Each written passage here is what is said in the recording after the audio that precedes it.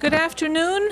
Would like to welcome everyone. If you could please be seated, we'd like to get started. I think it's turning out to be a relatively nice day out there with sunshine. A very warm welcome to all of you. I'm Hoda Mahmoudi, and I'm the holder of the Baha'i Chair for World Peace. We are located in the College of Behavioral and Social Sciences.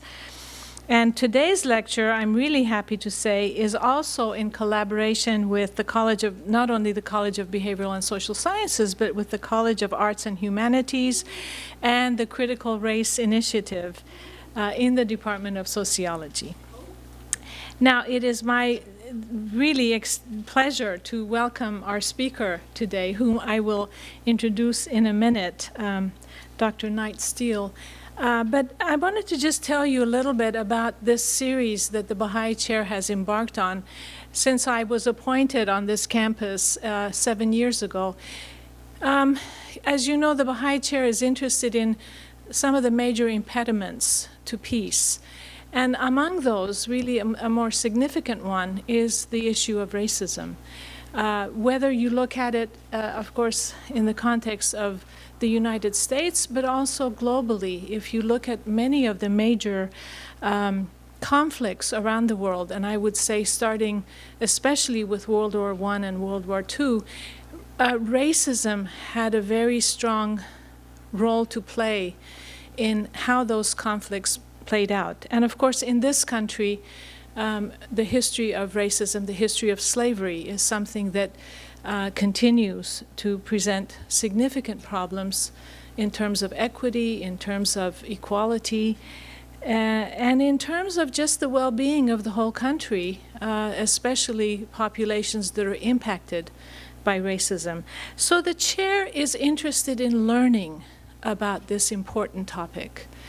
And we are always delighted that scholars are willing to come and present their findings and their possible solutions about their findings to us, because we like to use this knowledge, hopefully through our social media, our videotapes, which are available to the public, to continue this education. It's not just about events, it's about a conversation that continues and continues and continues.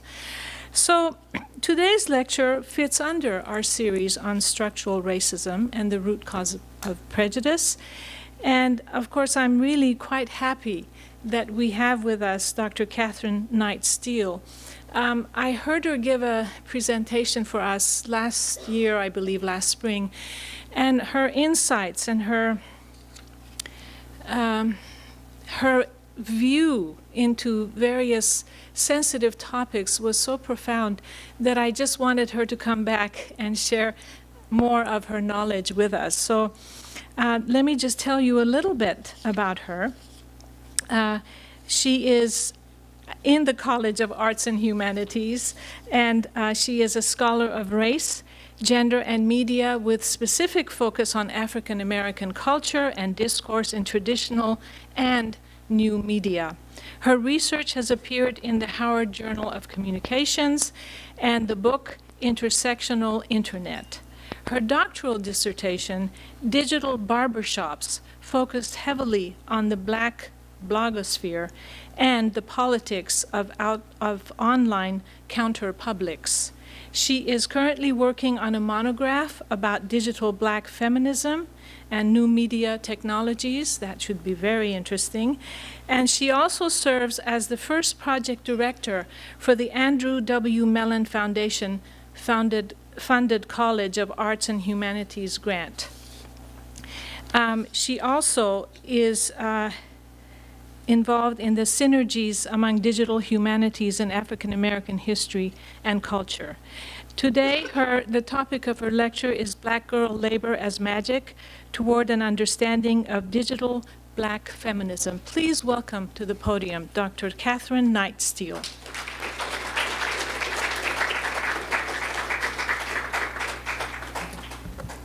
Thank you. Thank you so much. Let me begin by thanking the Baha'i Chair for World Peace for the invitation to speak today. Dr. Mahoudi, who generously invited me to speak after a brief conversation we had last spring with the film screening at the Baha'i. And I also want to thank Kate for her work in helping to coordinate this event. I want to thank, though they may not all be in the room right now, those whose labor makes it possible for us to have events like this on campus. As some of you may know, there are employees at the University of Maryland who often work in less than ideal conditions. There are 2 employees right now involved in litigation on our campus regarding issues of discrimination and harassment on the basis of their race. I want us as faculty, as students, as staff to be aware of what happens on our campus and learn so that our good fortune in perhaps doing the jobs that we love or attending the university of our choice is made possible by their labor, is made possible by the labor of individuals who are often less protected, who are often more overlooked at institutions of higher learning. So when I wrote the abstract for this talk, it was after I came home from an academic conference where there was a panel called Black Girl Magic, hashtag Black Girl Magic. And I'm going to be very honest with you. After attending that panel, I wanted to title my talk, Black Women Are Not Magic. But before anyone tweets that out with my name attached to it, please hear me out.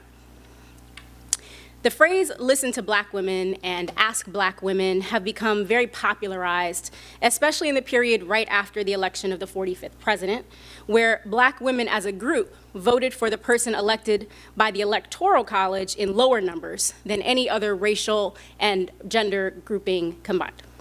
But on cable news and in the nation's biggest newspapers, we have been inundated with liberal and progressive politicians and writers lamenting the Democratic Party's inability to reach white working class men. In fact, as the 2020 campaign gears up, some folks are still insisting that the greatest malfeasance of the Democratic Party is its ability to reach white men. But I'm not here to give a talk today about presidential politics, nor about party tactics. I just find it odd that this is how the Democratic Party is choosing to spend their time, rather than figuring out how to maintain and grow what is clearly the core and most reliable part of their base. Exposed to the same rhetoric in 2016, often having the same economic anxiety, Black women, despite Russian propaganda, fake news, do the radical work of choosing to make decisions that potentially may not be their first choice, but what they see as effectively the only decision for the greater good. Twitter users since that time have frequently reminded us that Black women keep trying to save America from itself. But these catchphrases, lauding Black women for their decisions, do not do the work of explaining the centuries of wisdom, labor, and ingenuity that have put Black women in a position to do the long-suffering and often overlooked, thankless work that attempts to save America from itself. So rather than focusing on why a large portion of the country could be fooled by Russian bots on Twitter, we should be asking Black women why they were not. Certainly Black women are on Twitter, and they're on Facebook, they're on social media, and they actually make use of it at higher rates than many other groups. They're exposed to trolls, they're exposed to bots, they're exposed to fake news and real news that masquerades as such. So what if politicians and writers asked Black women, why did they cast their vote for the winner of the popular vote? What if we inquired about their social media practices that don't inculcate them from exposure, but provide them a skill set to navigate trolling and hate speech online? What if we tried to learn how the history of Black women's use of technology and their long-honed skills in intra and interpersonal and cultural communication practice better equip them to be purveyors of social media, making decisions for themselves and potentially for society? I mean, are Black women really magic? The phrase Black girl magic became a popular hashtag and rallying cry that celebrates the everyday ways that Black women thrive inside of boundaries that are erected to keep them from doing such. The originator of the phrase online is Kashawn Thompson, and she's explained that this was not meant to merely point out exemplars in business or celebrity or out of the ordinary moments of exceptional visible success. The phrase was used after Oscar wins. It's been used at Super Bowl halftime shows and concerts. But Black girl magic was indicative of the ordinary, everyday magic of just existing as Black women. It was, as the old church-going saints would say, us making a way out of no way. Black women were doing things that white Western culture was deeply committed to teaching us we were incapable of doing. Mothering, being students, cooking healthy meals, working out, organizing for justice, being pretty. The phrase was often used to create visibility for writers, for artists, for businesswomen, but it was also reserved for these semi-private moments of celebration. Students posting pictures of themselves on graduation day, sister friends gathered for brunch and snapping a photo. Made it to work on time after getting the kids out the door with a 30-minute workout? Black girl magic. Also black girl magic, winning a grand slam while 8 weeks pregnant. So black girl magic isn't indicative of some supernatural, inexplicable power possessed by black women. Rather, black girl magic is the shorthand for centuries of practice that black women have at doing everything for everyone while maintaining dignity and not sweating out their edges. I was and remain frustrated, though, with how what was meant to be an in-group celebration of black women has turned into yet another opportunity to diminish the intellectual curiosity, the technical skill, and the communicative genius of black women. I think the phrase black girl magic jumped the shark, and I'll tell you exactly when that happened. But as an aside, I did not know what jump the shark meant until I was well into my adulthood. And thank God Google became a thing. And I have sat through many talks given by many people where they have used phrases that were supposed to be a part of like the American mainstream, and we were all supposed to understand it, and I did not understand it. And jump the shark, in case you were wondering, came from the TV series Happy Days. You should look it up, do a quick search. It's a useful phrase, but if you did not know what it meant, I'm just here to say that's okay. We did not all grow up watching Happy Days. So I think the phrase black girl magic jumped the shark, and I'm going to tell you why. I sat in that academic conference last year where a panel was given on this topic that used this hashtag. And I thought, good titling. Of course, this panel is going to deeply interrogate the complexities of black women online and digital skills and communicative histories, or potentially labor and joy, and how these things can become intertwined.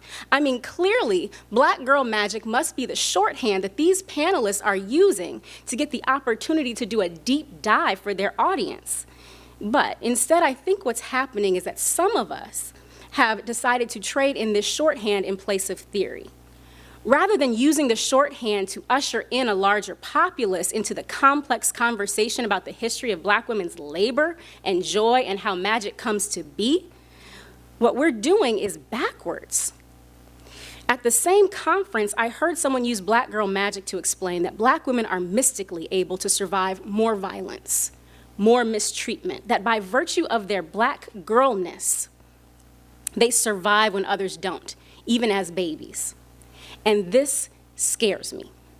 It scares me as a black feminist scholar, but just also as a black woman who is in this world already not afforded the luxury of my full humanity far too regularly. Because if magic is another mechanism to strip away the ability to have both strength and weakness, to have both emotion and reason, to have both joy and pain, I pass. In this talk, I'm going to attempt to unpack the magic of black women, particularly in their use of online technology, to create further possibilities for themselves. Today, I'm going to focus on black women's labor and black feminist technoculture.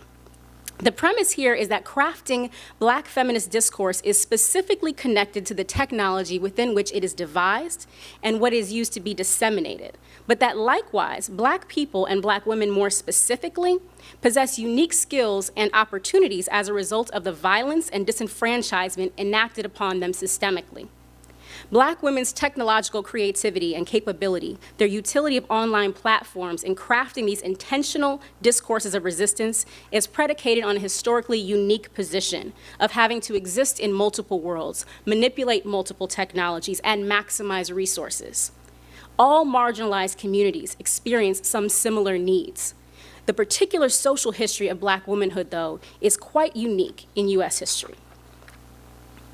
By examining the discourse of black feminism as it's understood and discussed online, we start down a path toward understanding how black feminist principles and their technological practice and product are revolutionary.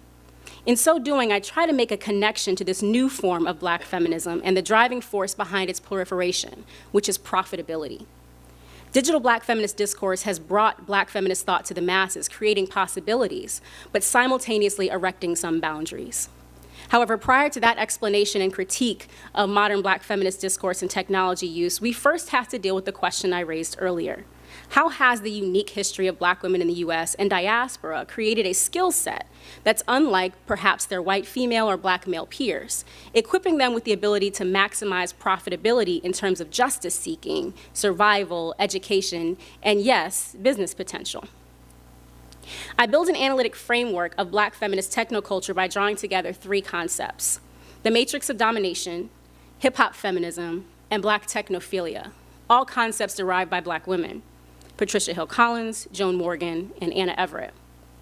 I know that intersectionality is all the rage and that is what folks are tweeting about, but I still have a love affair with the matrix of domination as written up by Patricia Hill Collins. In Dr. Collins' transformative book, Black Feminist Thought, she talks about the matrix of domination to explain the experiences of Black women in the US. Collins explains how power is embedded in the economic, political, and social lives of Black women. More importantly, though, the theoretical work that she does in that book allows the matrix of domination to also show the cracks in such a system and how Black women have always resisted and worked to dismantle that matrix. I pair this with Joan Morgan's hip-hop feminism, which asks us to begin to see the gray in our feminism.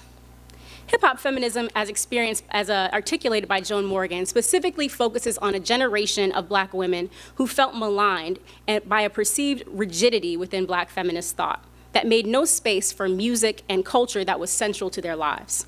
For this group of Generation X and older millennials, hip-hop wasn't simply a preferred musical genre, but instead was foundational to their experiences as Black women. Hip-hop informed their sense of self, their sense of belonging, and their sense of community. For this to be in stark contrast with their politics was a boundary to a full embrace of Black feminism. As Durham, Cooper, and Morris explain, the creative intellectual work of hip-hop feminism invites new questions about embodied experience and offers alternative models for critical engagement. Hip-hop has been criticized, unsurprisingly, by a lot of feminists for reasons of misogynistic representation and sexist lyrics, a celebration of consumer capitalism, right? But what Morgan explains is that the manifestos of hip-hop, of Black feminism, while they helped me understand the importance of articulating language to combat oppression, didn't give me the language to explore things that were not Black and white. They didn't tell me about the things that were in the gray. And that gray is also reflected in a modern interpretation of Black feminism in the blogosphere and in other spaces online. Finally, Anna Everett gives me a phrase that I adore, which is Black technophilia. Everett argues that Black folks are not technophobic, as a lot of our early writings about Black people on the internet might suggest. Rather, Black folks are technophiles, demonstrating possibilities and capacities of technology. Marissa Parham describes Black culture as digital before the digital even caught up. A great example of this happened just this week with a friend of mine named Sarah Florini, who's a scholar of Black technoculture. She posted a short segment of the talk that she gave last year at Harvard. Now, Florini follows the work of a group of Black digital content producers very closely. She's been doing this for years. She's been embedded with that group. And from that kind of close relationship, she's able to write about the interworkings of Black thought production online and generally the possibilities of digital technology. Her talk at Harvard spoke about how these Black folks, who she had been following for quite a long time and who had previously used Twitter as one of the primary mechanisms for intra-group dialogue within their group, was moving away from that platform because of harassment, threats, and hate speech. She talked about their adoption of small group messaging platforms and how this might signal a wider shift from the publicity that Twitter affords to more needs for intra-group dialogue among Black activists and Black content creators. Now, just this past week, Mark Zuckerberg announced that Facebook would be shifting to a small group sharing model for future models of profitability. So Florini's research is predictive, but that's actually not the interesting part of the story. The story is not about predicting future profit models for tech giants. It's about how Black folks' relationship to technology isn't something we should just consider when we're thinking about issues of race and racism. As Florini said, academics often look to Black knowledge and perspectives when we want to understand race and racism. But when you critically and earnestly engage Black people and Black thought, your understanding of our social world increases exponentially. Andre Brock, in his upcoming book, Distributed Blackness, has referred to a natural affinity that Black users have for the internet. Using theories of libidinal economy and critical race theory, he explains how Black folks have become technophiles. His work contradicts this notion of Black technophobia, but it also challenges our use of Afrofuturism as a mechanism to understand Black technological prowess. As Brock argues, Afrofuturism misses the banality and everydayness of Black Twitter or other spaces where what he calls ratchet digital practice is enacted. Instead, he situates Black technocultural studies in, quote, reinvesting futurity into present uses of the digital, rather than some possible Black cyborg or magical Black future. So, rather than take you through my whole book, in part because it's not finished yet, and in part because I'm going to stay out of some of the thicker theoretical weeds, I'm going to focus on two primary areas. The first is providing a definition of Black feminist technoculture and explaining why I think we should care about it. And the second is a discussion of the impact of digital technology on Black feminism and why this shouldn't necessarily scare us, this idea that technology is actually changing our feminism, right?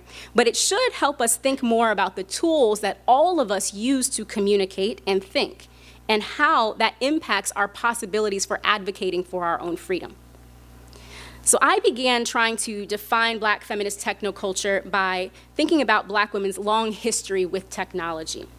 And what is immediately fascinating to me is that we don't often consider Black women and technology in the same sentence unless it's to talk about how there aren't any Black women in technology. I mean, we create initiatives to help women learn about technology, right? And I have to say, though, I'm far more fascinated by the Black girls who don't code, but actually know a lot more about social media than we probably do. To centralize a Black woman and to centralize Black feminism in a discussion about technology, I take lessons from critical archival studies. Shout out to Ricky Punzatlon, who's on our campus right now doing that work. Tanya Sutherland defines archival amnesty, as American archivists' neglect in documenting violence against a marginalized group that has real and lasting implications for restorative justice. Archival amnesty is a mechanism we can use to critique the bias and the absences in our contemporary historical record that do not serve a master narrative.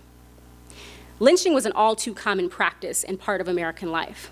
Yet, the accounts of these terrorist actions against Black Americans are often erased from the archive.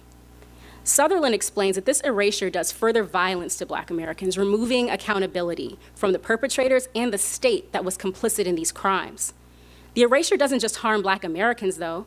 Erasing and changing core parts of US history harms the entire country. As Florini writes, in US culture, historicizing events serves to depoliticize it and works to produce consensus. Thus, controversial and contradictory accounts of the past are erased and marginalized in the service of historicizing racism, relegating it to the past, and therefore facilitating a contemporary disavowal of its existence. Black women were core users and creators of technology of the American machine during enslavement and beyond, yet are largely absent in the record. Their creativity in changing and growing their uses and possibilities is just almost not there. Black women's words were not granted space in the master narrative. So not collecting these records is an example of archival amnesty. The absence of Black women in our understanding of technology is an intentional practice of erasure that does further violence to an already often violated group. Excluding Black women from the history of technology now sediments the idea that white men are those among us most responsible for technological innovation. Preventing a careful interrogation of the origins and uses of media and communication technology by those who have the least access to it restricts our generative potential overall for all of society. So, rewriting the history of Black feminist technoculture is twofold for me.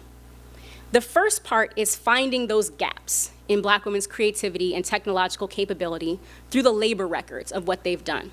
I'm not going to go too much into labor records today. Instead, I'm going to focus a little bit more on the second part of that. The second is challenging our definition of technology itself. As technology becomes synonymous with expertise, efficiency, and skill, so too does it become connected to white masculinity. In an early colonial South where enslaved Africans were often given more independent labor and possessed more technical skill, this was just how it was. Yet by the 18th century, as Black women's labor shifted to take over what was previously considered white women's work in the home, what we start to see is a devaluing of this type of labor and a rhetorical move to capture technology as what exists outside of the home and outside of domesticity.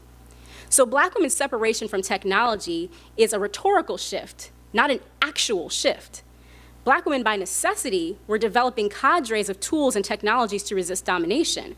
But an important part of oppression is taking that notion of labor and communicative practice and making it no longer fit within the larger Western notion of what technology was and could be. Black women coupled feminized practices of communication with Black diasporic traditions of orality in order to have this complex rhetorical structure only be turned over to be considered elementary and rudimentary by other folks in society. So as Black women demonstrated mastery of skills which required deftness, wit, and efficiency in agriculture, in domestic work, in artisan enterprise, in service work, their labor is devalued and considered low skill. So instead of relying on that definition, I relied on a definition of technology that recognizes that there's been a concerted effort to brand technology as outside of the capabilities of marginalized communities. Technologies of the voice and technologies of the body must be situated right alongside machines and equipment. By broadening our definition of technology, we're better equipped to understand how Black women maximize technological acumen, even as opportunities to restrict access to certain communicative technologies are actively happening. Black feminist technoculture presents a lens through which we can better understand the possibilities of digital technology that sever the cord from white supremacist and patriarchal origins of the technology that we use and study every day. I do this by introducing the metaphor of the beauty shop to describe Black feminist technoculture. I spent the better part of my graduate education studying Black discourse online. And what I was reading, both in my own personal life, in the moments I had in between studying, and what I wanted to write about was mostly happening on blog sites that were written by Black women. If anyone remembers, sites like Nicole Bitchie and Bossip and the YBF, that's where I spent my days. But when it came time to write my dissertation, I made a choice. I settled on the title, The Digital Barbershop, and that became my focus because the barbershop was already well known as a metaphor for a space created by Black folks that sustained community and produces alternate publics, that had the transference of oral culture perhaps to digital spaces. The blogs I studied and would feature in my dissertation research were of folks of multiple genders in an attempt to have my work read as more substantive and indicative of larger trends among Black Americans.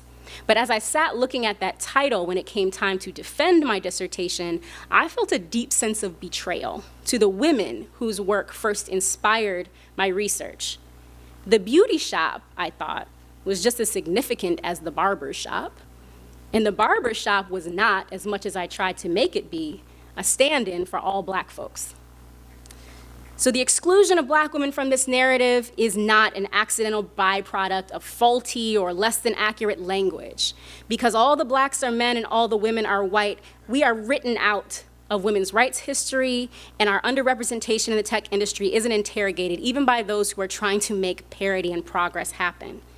The willful and intentional erasures of Black women as whole, agentic technophiles from our collective memory, does important work in furtherance of white supremacy and, yes, toxic Black masculinity. So rather than situating Black women as agentic beings with technical skill, the devaluation of Black women as rhetorical consequences for how we imagine their possibilities and how we describe the activities and work of Black women even today in ways that do not hold value. So I like to use the metaphor of the beauty shop to discuss Black feminist technoculture, because the goals of the beauty shop are interior, with the focus on the proprietor and the clients, almost all of whom are Black women. Rather than an early barber shop whose clientele was white men, the beauty shop as a site of refuge replicates Black feminism and Black feminist rhetoric. The technology of Black women's hair care as an enterprise simultaneously focuses on the agency of the Black woman proprietor and the needs of their clientele community. And it allows us to reconsider what exactly is normative in a technocultural experience. The technologies of Black hair care are specific to Black people. While they can be mimicked, appropriated, or appreciated by others, technologies like West African hair braiding is a technology that begins with Black women. Andrea Rose Clark explains braiding as a technology that has a rule structure that mimics an algorithm. I really love this quote, so bear with me because it's a little bit long. Clark says, design and fabrication tools perform aesthetic gestures based preset commands and algorithms. The execution and repetition of a series of procedures produces the patterns we see as braids. It's this closed system of rules that allows for variable patterns to evolve. In a manner akin to the precision of a laser cutter burning and etching an image into material, the braider maps and parts the hair in preparation for plaiting a series of cornrows.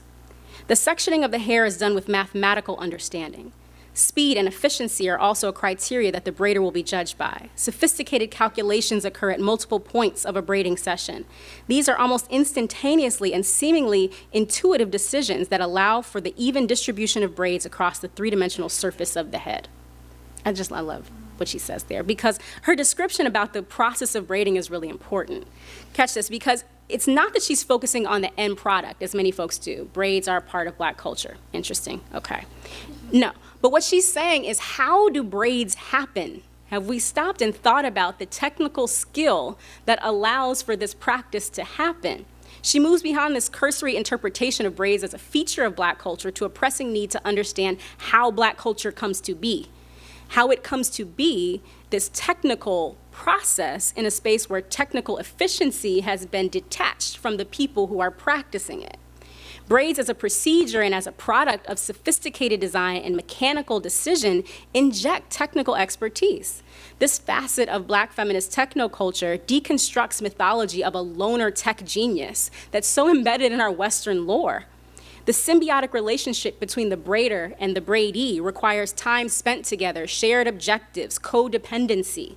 Whether the braids are used as a protective style or eventually would be covered by a wig by weave, or if the braids are adorned with beads or intricate patterns meant to be seen, they're still a collective project where the braider's skill, efficiency, and design aesthetic meet the imagination and scalp of her partner.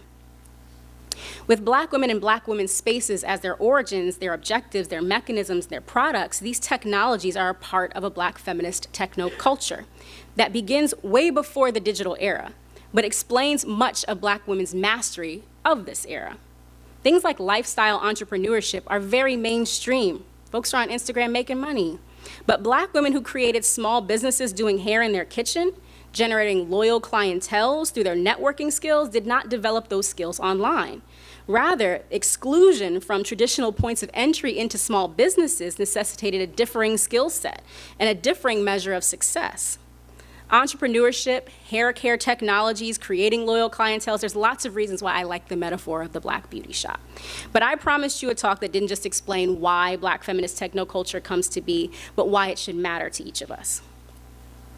The metaphor of the beauty shop reminds us of the brilliance and utility of Black feminism for all of us in imagining a freedom in our future. Black feminism is not merely a reactionary ideology. Defining Black feminism as filling in the gaps of big F feminism or white feminism is a common way that people describe it. You might have heard that in a class or two, but it is historically inaccurate. Black feminism is not a reaction to a problem with white feminism, because that assumes that white women are the sole founders and fashioners of feminism at large. If this were the case, then Black feminism would be useless, as merely a desire for representation, once again in a flawed system. Rather, Black feminism, like the shop, is a space where the thought, theory, and practices of Black women can flourish without interference. Black feminism exists in the early Americas through the insurgent actions of Black women who simultaneously fought for freedom while caring for their families and themselves, inserting their agency over their bodies and their minds. Black enslaved women fought white supremacy through their love for each other, through their love for Black men. Race women crafted rhetorical campaigns, as Brittany Cooper says, that asserted their freedom. But that freedom was not rooted in a desire to wield power taken from Black men or taken from white folks. Rather, this is a revolutionary, emancipatory freedom from the confines of hegemonic power that was the premise of Black feminism all the way from the early colonial Americas to now. See, this differentiates Black feminism from a feminism that only seeks parity with men, or from a form of Black nationalism that would dismantle white supremacy but leave patriarchy intact. Before white feminists fought for voting rights or the right to work, Black women, as Toni Morrison writes, had nothing to fall back on. Not maleness, not whiteness, not ladyhood, not anything. And she says, out of the profound desolation of her reality, she may well have invented herself.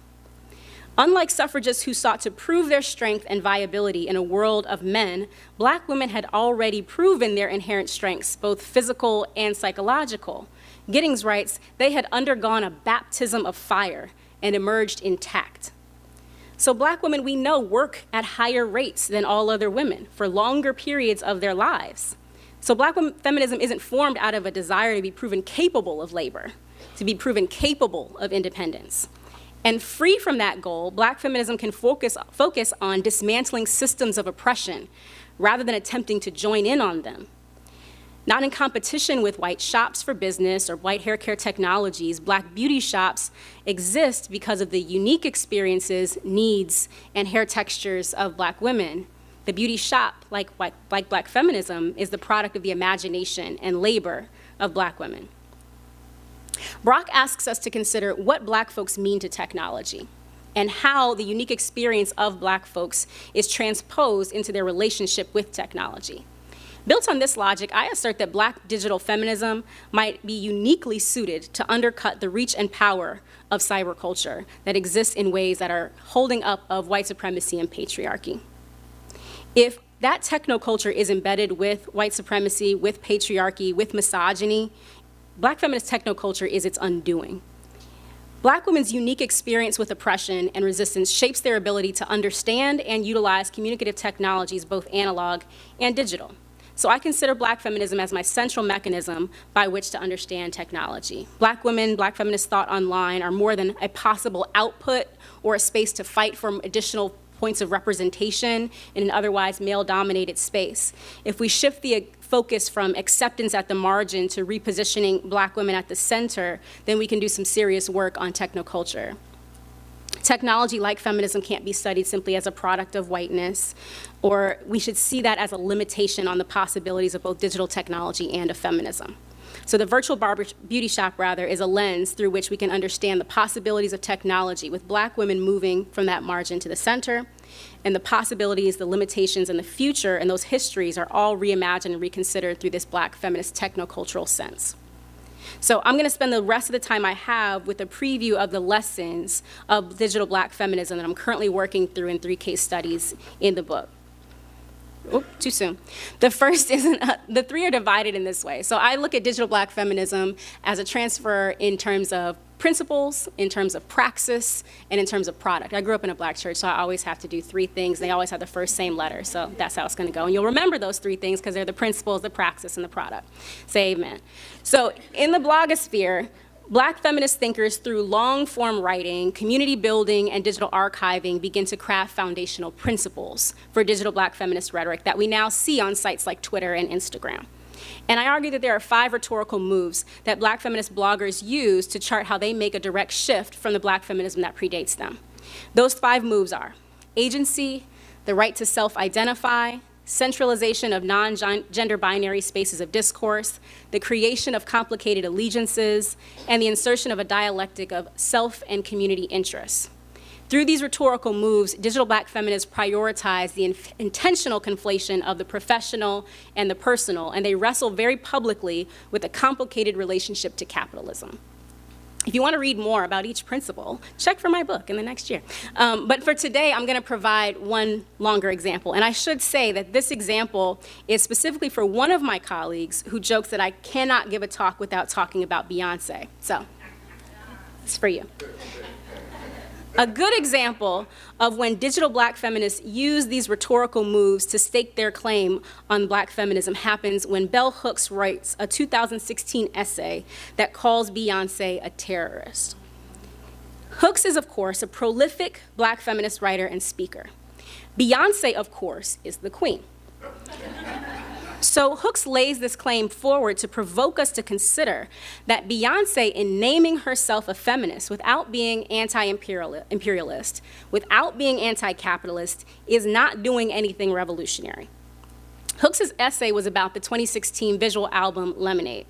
The album received widespread praise for the deeply personal content that Beyonce shares, that Mrs. Knowles Carter shares regarding her marriage, her relationship to her father. Additionally, the album garnered attention for the visual references to Yoruba culture and other Africanist imagery. The album also reignited a controversy about whether or not Beyonce could lay claim on the term feminist. And it also ignited a controversy about losing Album of the Year at the Grammys, which was ridiculous, because did y'all see Lemonade? Yet, in this essay and in the responses that followed, the gulf between Hooks' reading of the album Lemonade and that of digital Black feminists is really clear. Because a performer that regularly relies on sexuality as a part of her persona, who makes music about getting money, who makes songs that could be construed as heteropatriarchal, but yet uses her sexual agency, her embrace of Black people, her Blackness, and her support of Black activist causes, and whose music serves as the soundtrack to so many Black women's lives, is right in that sweet spot of contradiction and gray that digital Black feminists like to work in. Those contradictions were wrestled with online, and Beyonce kind of serves as an archetype for that fight. Writer Jamil Lemieux wrote for Ebony magazine online, "How detached from the hearts and minds of Black women does somebody have to be to distill Lemonade down to the business of capitalist money-making at its best? If all commercial art is commodity, does that really mean that creating a work that centers Black women in a beautiful way and speaks to and about us is rendered valueless because it's available to be consumed by all?" And then let me tell you what she said. "What does it say about the dozens of books that she," talking about Bell Hooks, "has published? Presumably none of them available for free. Her speaking engagements?" Janet Mock took to her Facebook page to press Hooks on her dismissal of Black femmes, arguing, feminists, femme writers, femme thinkers, femme artists are constantly dismissed, pressured to transcend presentation to prove our woke ability. Where hip-hop feminists like Joan Morgan wanted a feminism that asked us to wrestle with the grays, these digital Black feminists seem to not even see this as a gray area. They're not unconcerned with critiques of capitalism or the male gaze, but they do still rely on this long-standing history that Black feminists have of trying to reconcile community with love, with culture, with politics. Digital Black feminists have to rely on consumer capitalism to disseminate Black feminist ideas. Individual agency, therefore, supplants this communal interest when writing about Black feminism online becomes a process for individual earning potential. Can you love Lemonade and be a Black feminist? Can you recognize the contradictions between Black female agency and the male gaze getting bound together in femme presentation? Digital Black feminism is forcing difficult questions of activists about our ideology and about our principles. Sitting comfortably in that area of gray, digital Black feminists provide a lesson in how the digital creates potential profit centers for marginalized communities and how the ubiquity of ideas like branding and lifestyle entrepreneurship also create a pretty stark complexity and to their nuanced critique of capitalism, if there ever is one.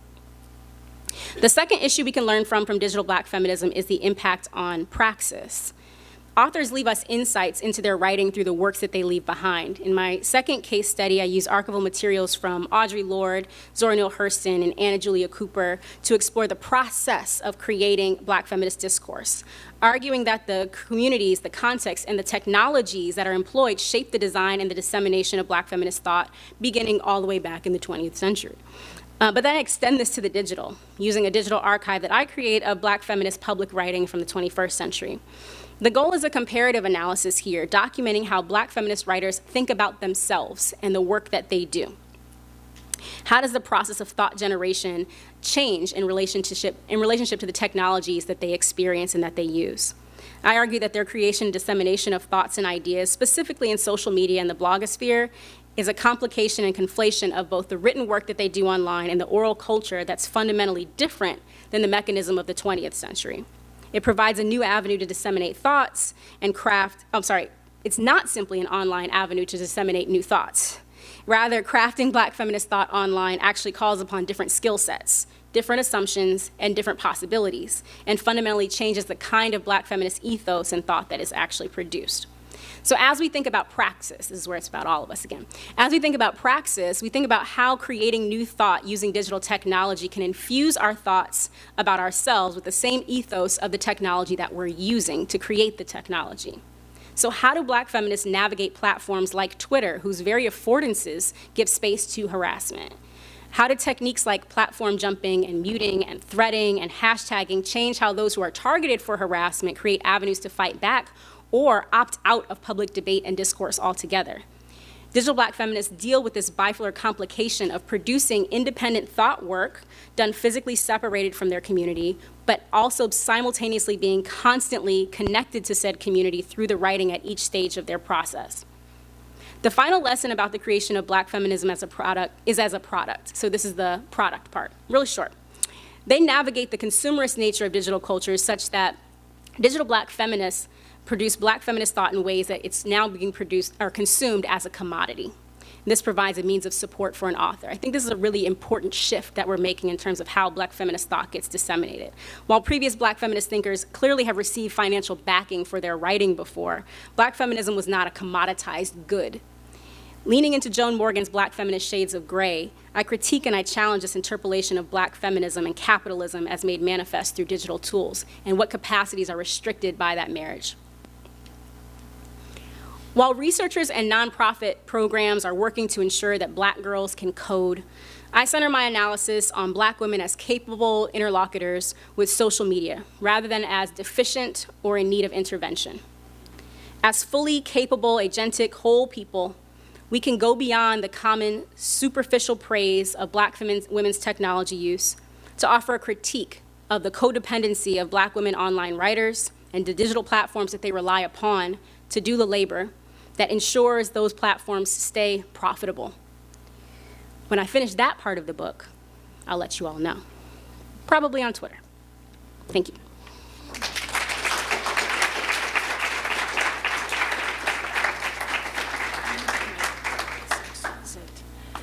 Thank you so much. That was really quite exquisite and much to think about and digest. And I'm so glad that we are recording this talk, and it'll be on our YouTube channel.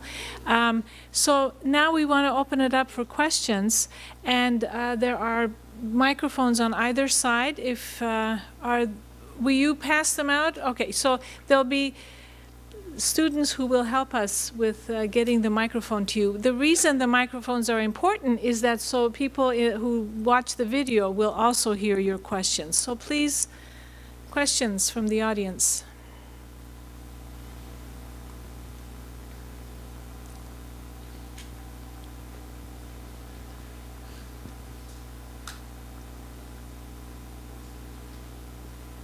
Yes, back here, please.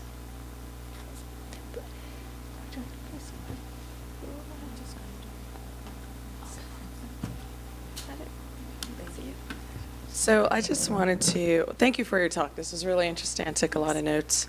So you started the talk talking about Black girl magic and your kind of shock at this conference about in the way that the conversation was stemming.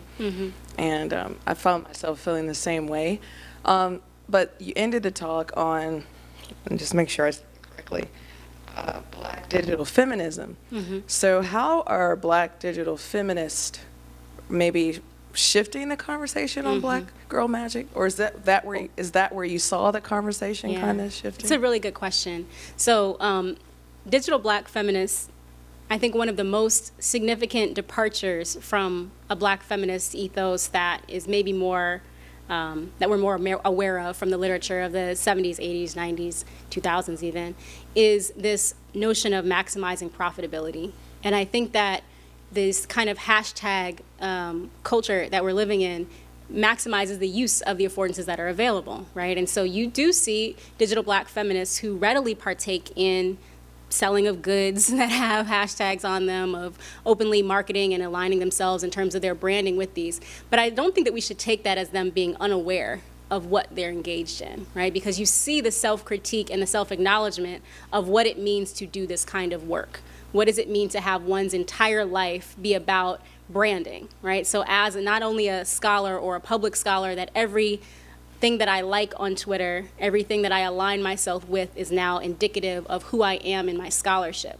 So I think the answer is that there's a complication that I was hoping to see that we do as scholars, but that I don't necessarily expect to be done in a hashtag, right? And so recognizing what a hashtag affords and what it doesn't, and saying hashtags can be useful in certain circumstances, but that our scholarship should actually be about unpacking those rather than about the hashtags leading our scholarship, if that makes sense.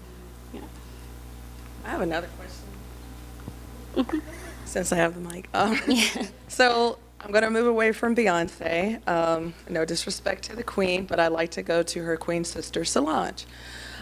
So let's just pretend that Solange, because she does kind of creative things on social media, probably more so than Beyonce, say Solange tweets out, "I am a Black digital feminist." How does one, and then of course many people will probably retweet that. Sure. How does one become a Black digital feminist? This is a great question. I think because it reminds me so much of a talk that Bell Hooks did with, Laverne Cox at the New School. And it's online. It's a really great video of this, where her claim is, if everything is feminist, then nothing is feminist, that there have to be some boundaries around what we call feminism. Feminism has to be for breaking down patriarchy. Feminism has to be for doing this, or it's not feminism. This is Bell Hooks' claim, right, that the white supremacist, capitalist, imperialist patriarchy is all linked together. And so what's interesting about folks who are, that I study, who I would call, this is important, not that they would necessarily call themselves, but that I would call digital Black feminists, is that there is this complicated grayness to linking those ideas together. That I think they are very aware of the critique of that, but still very aware that they want to do it and that they want to make it uncomfortable for folks to say, this is no longer feminism because you are wealthy, or this is no longer feminism because you can make a profit doing it. They're very comfortable in calling out what they deem as hypocrisy in a lot of folks kind of linking all of those ideas together. So Solange particularly, I don't know. Like if she were to tweet that out, I'm sure lots of other people were to tweet that out. I don't have a take on whether or not that's good or bad. I have a take on that that's interesting in so much as people labeling themselves as things is always interesting as to how they define that for themselves and what they expect that means, because I'm assuming that's very different than what I'm talking about in the talk, right? That's not a commonplace term that I think a lot of folks are using quite yet. Yeah.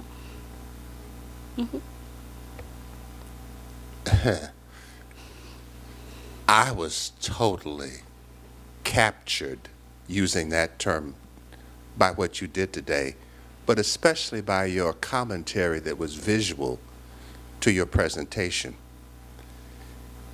And the fact that you say you're an archival scholar. Oh, I'm not. Before I get in trouble, because I work with lots of fantastic archivists. She told me that in the parking lot. I know she did. No. So anyway. No, they are very well trained in archival studies, and I just want to take you back to history. I put T-shirts on screens. I don't care what you're saying. I heard you. Phyllis Wheatley. Mm-hmm. You said voice and body. Mm-hmm. Now, for me, the fact that she could take her voice for self-liberation and redefining herself and, and defining all the white boys and leaders around her, but her voice, her words went across the ocean. That's technology. Absolutely. With a vengeance. Yeah. And I just was sitting here thinking, oh my, you really are doing something we all needed to have done a long time ago. And the other thing that I would make a suggestion for, I think Odetta does this. I don't know if you're using it or not, but there is a song that fits All the Pretty Little Horses. It's the song that whenever I play it for students, they tell me it sounds like it's a funeral song. And I say, no, your grandmama never sang you a lullaby. But it's a double-voiced, double-audienced song which means that the voice and the body are doing two things at Yeah. once. Yeah. Singing to the white baby the singer has to take care of, and to the black baby under a tree far away, the voice carries. Right. That's also doing exactly what Yeah, you said. absolutely. And I kept hearing that song as you were talking. I just want to let you know that. Thank you.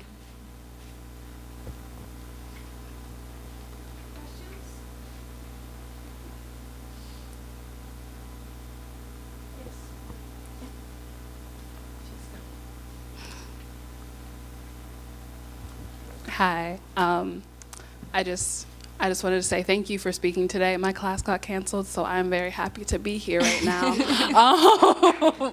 Let's celebrate that. But I just wanted to ask you, like, how about the Solange question, how people like self-identify as feminists, but like these aren't people who read books on feminism or understand feminist theory.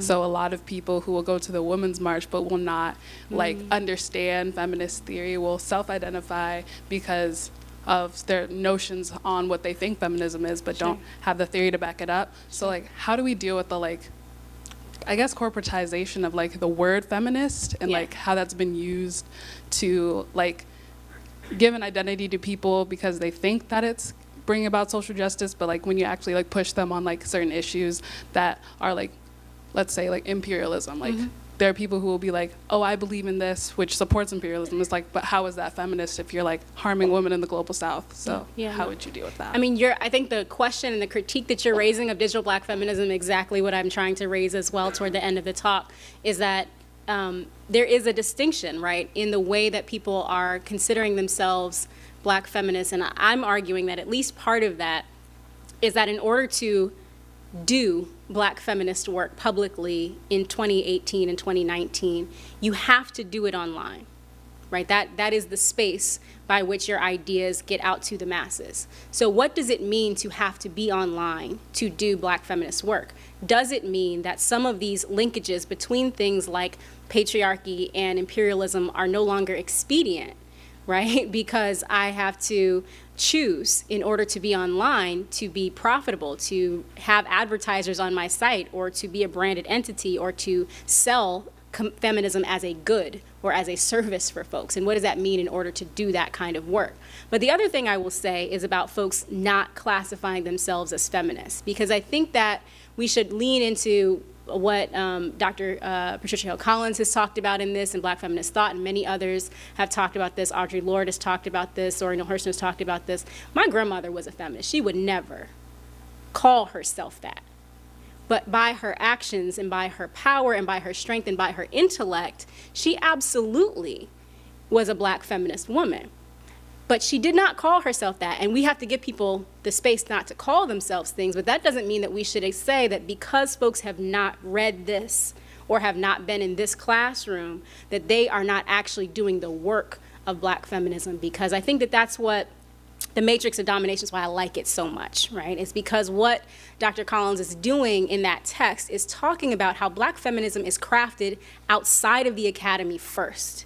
And that we have to really remember that and not lean away from that as we read more and as we learn more and as we grow more, that the work that our grandmothers and great-grandmothers did was so impactful in our ability to write down theory that got published, right? So both at the same time, right? We can be, I think, critical of a black feminist ethos that diverges from what we see personally, right, as an actual black feminist ethos. But we should also acknowledge that this is a long-standing part of a tradition of people naming and not naming themselves based on certain qualifiers that I think deserves more nuance and complexity than we often give it by saying she is a feminist and she's not.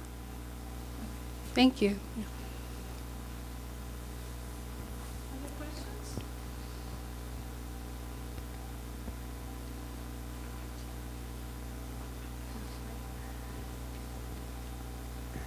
Hi, so I have a quick question. Do you know Dr. Alexis Lothian? Yes, Yeah, very well. so I'm in her digital feminisms class in like the DCC program, and today we talked about like digital labor and like the unrecognized labor that goes into like creating and maintaining like online spaces.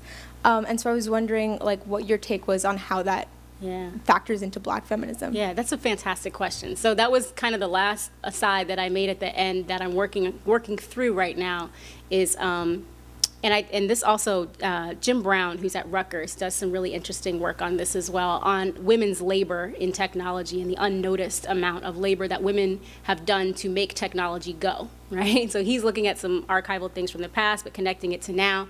And Alexis, I think, also has looked at this, or Dr. Lothian, excuse me, in her class as well, in thinking about things like reporting, right? So reporting harassment, for example, is a thing that falls almost entirely to marginalized populations. It's a thing, right? And so the new structures that emerge about how harassment is going to be dealt with on sites like Twitter comes out of the work that is involved in taking harassment and making reports and figuring out how to make reports that get taken seriously, right? Which is labor. It's the kind of thing that people within a company should be figuring out before they release a product, before they design a product. Right? They should be thinking about how things like harassment work. But instead, what happens is that consumers, who are the most targeted by situations like that, are often the ones that have to do the labor of being correctives within a system. So I think that that's very much how it factors in, is that there's a long history in communication technologies of women generally doing the unseen work. If we think about telephone operators, like transferring, lines back and forth to each other. This is what Jim Brown's work is on, right? But that work is very often unseen as technological work that made phones work, right? That made people be able to connect with one another. But I think women are very much still participating in that, and marginalized communities broadly are still very much participating in that labor in online spaces of making correctives that I have to emphasize should happen before the design of the technology, right? Because if we're in the space, I could tell you that this is going to lead to harassment and trolling. Like I could tell you that. But if people aren't in that space to make those suggestions during the design process, we're left with what we're left with. Ask a follow-up. Like, would you say that those corrective actions, that taking those actions are like an act of feminism, even if people don't, like you said, people don't claim themselves to be? Would you? On the spot, but... right? Yeah. Well, I mean, I think that's the kind of that comes back to the question that we were having, right? Like, is that participation in a system that is at its core hyper-capitalist, right? So tech ventures are very much at that point. They're about maximizing profitability. They're not some democratic enterprise that are set up for us all to get along better, right? Like, people make money on advertisements. It's fine. We still like them. But they make money on the advertisements. So is my participation in a system, doing labor to make sure that that system operates more efficiently, helps me, right? It hopefully makes that site more generative for me and the folks that I have connection with, but ultimately it's profitable for someone else who actually makes money on that site. And so there that comes back to that question, right? Can I do this thing that is in furtherance of anti-patriarchy or anti-racist aims, but that also helps folks in spreading out the difference between the haves and the have-nots in our society? Is that still a feminist practice? I think the way that you answer that might situate you somewhere in that spectrum of feminism, right? Of the various ways that people define and explore what it means to them to be a feminist.